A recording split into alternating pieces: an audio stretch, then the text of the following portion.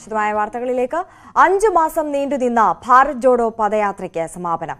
ശ്രീനഗറിലെ ലാൽ ചൌക്കിൽ രാഹുൽ ഗാന്ധി പതാക ഉയർത്തിയതോടെ പദയാത്രയ്ക്ക് പരിസമാപ്തിയായി. कन्याकुमारी से लेकर कश्मीर तक की यात्रा राहुल गांधी ने पूरी कर दी है।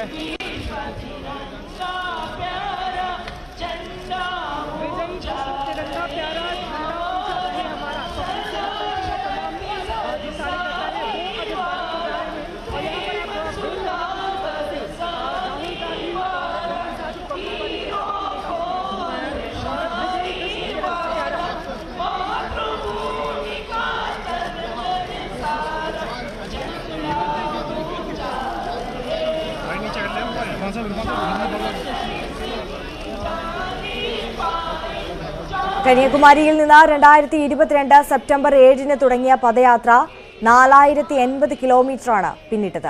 നാളെ ഷേർ കശ്മീർ സ്റ്റേഡിയത്തിൽ നടക്കുന്ന സമാപന സമ്മേളനത്തിൽ പ്രതിപക്ഷ നിരയിലെ 13 പാർട്ടികൾ പങ്കെടുക്കും.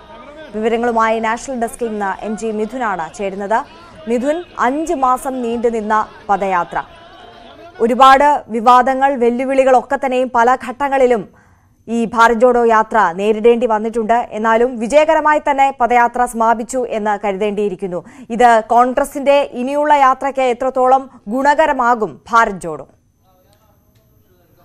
വെല്ലുവിളികളെയും വിമർശനങ്ങളെയും ഒക്കെ അതിജീവിച്ചുകൊണ്ട് കോൺഗ്രസിനൊരു പുത്തൻ ഉണർവ് നൽകുന്നത് തന്നെയാണ് ഭാരത് ജോഡോ യാത്ര ഇപ്പോൾ സമാപന ദിവസത്തിലേക്ക് എത്തിയിരിക്കുന്നത്. ഏകദേശം 135 ദിവസത്തോളം ഈ ഒരു യാത്ര പര്യടനം നടത്തി. സെപ്റ്റംബർ 7-ന് 2022 സെപ്റ്റംബർ 7-നായിരുന്നു കന്യാകുമാരിയിൽ നിന്ന് യാത്രയ്ക്ക് തുടക്കം കുറിക്കുന്നത്. അങ്ങനെ 4080 കിലോമീറ്റർ പിന്നിട്ടുകൊണ്ടാണ് ഇപ്പോൾ കശ്മീരിലെ ശ്രീനഗറിൽ ഈ ഒരു യാത്രയുടെ പദയാത്രയ്ക്ക് സമാപനം കുറിച്ചിരിക്കുന്നത്. 12 മണിയോടുകൂടി ലാൽ ചൌക്കിലായിരുന്നു ഇതിന്റെ സമാപനം കുറിച്ചുകൊണ്ട് രാഹുൽ ഗാന്ധി പതാക ഉയർത്തിയതോടുകൂടിയാണ് ഈ ഒരു പദയാത്രയ്ക്ക് പരിസമാപ്തിയാവുകയും ചെയ്തു. ഒപ്പം തന്നെ ആദ്യഘട്ടങ്ങളിലൊക്കെ തന്നെ വലിയ വിമർശനങ്ങളും വെല്ലുവിളികളും ഒക്കെ തന്നെ യാത്രയെ സംബന്ധിച്ച് ഉണ്ടായിരുന്നു. BJP നേതൃത്വം വലിയ രീതിയിൽ ഈ ഒരു യാത്രയിലുടനീളം വലിയ വിമർശനങ്ങൾ ഉണ്ടായിരുന്നു. കേരളത്തിലായിരുന്നു ഈ ഒരു യാത്ര കടന്നുപോയപ്പോൾ വലിയ ജനപങ്കാളിത്തമൊക്കെ ഉണ്ടായിരുന്നു. അപ്പോഴും പ്രതിപക്ഷ നിരയെ തന്നെ വലിയ രീതിയിൽ വിമർശനം ഉന്നയിച്ചുകൊണ്ടായിരുന്നു CPM അടക്കമുള്ള പാർട്ടികൾ രംഗത്ത് വരികയും ചെയ്തത്. പിന്നീട് മറ്റ് സംസ്ഥാനങ്ങളിലൊക്കെ തന്നെ യുവാക്കളുടെയൊക്കെ വലിയ പ്രാതിനിധ്യം നമുക്ക് യാത്രയിലൂടെ കാണാൻ സാധിക്കുകയും ചെയ്തു. ഓരോ സംസ്ഥാനങ്ങളിലേക്ക് കടക്കുമ്പോഴും പുത്തൻ രാഷ്ട്രീയ വിഷയങ്ങൾ, അതായത് ഓരോ സംസ്ഥാനങ്ങളിലും അവിടുത്തെ പ്രാദേശിക വിഷയങ്ങൾ ഊന്നി പറയാതെയായിരുന്നു രാഹുൽ ഗാന്ധി മുന്നേറ്റം നടത്തിയത്. അവിടെയൊക്കെ തന്നെ യാത്രയുടെ ഭാഗമായിരുന്ന മറ്റ് നേതാക്കൾ മാത്രമായിരുന്നു രാഷ്ട്രീയമടക്കമുള്ള കാര്യങ്ങൾ അല്ലെങ്കിൽ അതിന്റെ വിമർശനങ്ങളൊക്കെ നടത്തുകയും ചെയ്യുന്നത്. പിന്നീട് അദ്ദേഹം ഈ ഓരോ ചുവട് വെക്കുമ്പോൾ പോലും തന്നെ അദ്ദേഹത്തിന്റെ രാഷ്ട്രീയക്കാരൻ, അതായത് ആദ്യഘട്ടങ്ങളിലൊക്കെ തന്നെ BJP നേതൃത്വം മുന്നോട്ട് വെച്ചൊരു കാര്യമുണ്ടായിരുന്നു. അതായത് ഈ വിജയകരമായി ഈ യാത്ര പര്യവസാനിക്കില്ല, അതിനു മുമ്പ് തന്നെ കോൺഗ്രസ് യാത്ര വെച്ച് പിന്മാറുമെന്നുള്ളൊരു അഭിപ്രായം BJP നേതൃത്വത്തിന്റെ ഭാഗത്തുനിന്നും ഉണ്ടായിരുന്നു. അതിനൊക്കെ തന്നെ ഒരു കനത്ത മറുപടി കൊടുത്തുകൊണ്ട് തന്നെയായിരുന്നു 135 ദിവസം പിന്നിട്ടുകൊണ്ട് യാത്രയ്ക്ക് ഇപ്പോൾ പരിസമാപ്തിയാവുകയും ചെയ്തിരിക്കുന്നത്. നാളെ കശ്മീരിലെ ഈ ഷേർ കശ്മീർ സ്റ്റേഡിയത്തിൽ വെച്ചാണ് ഈ ഒരു യാത്രയുടെ സമാപന ചടങ്ങുകൾ നടക്കുന്നത്. അതിൽ 24 പ്രതിപക്ഷ പാർട്ടികളെ കഴിഞ്ഞ ദിവസം മല്ലികാർജ്ജുൻ ഖാർഗെ, കോൺഗ്രസ് അധ്യക്ഷൻ മല്ലികാർജ്ജുൻ ഖാർഗെ ഔദ്യോഗികമായി തന്നെ ക്ഷണിക്കുകയും ചെയ്തിട്ടുണ്ടായിരുന്നു. പക്ഷേ നിലവിൽ 13 പാർട്ടികൾ മാത്രമാണ് ഈ ഒരു സമാപന ചടങ്ങിൽ പങ്കെടുക്കുമെന്ന് അറിയിക്കുകയും ചെയ്തിട്ടുള്ളത്. മറ്റു പാർട്ടികളൊക്കെ തന്നെ നിലവിൽ ചില പാർട്ടികൾ അവരുടെ നിലപാടുകൾ വ്യക്തമാക്കിയിട്ടുണ്ട്. CPM ഒപ്പം തന്നെ തൃണമൂൽ കോൺഗ്രസ്, JDS അടക്കമുള്ള പാർട്ടികൾ അവരുടെ നിലപാടുകൾ വ്യക്തമാക്കിയിട്ടുണ്ട്.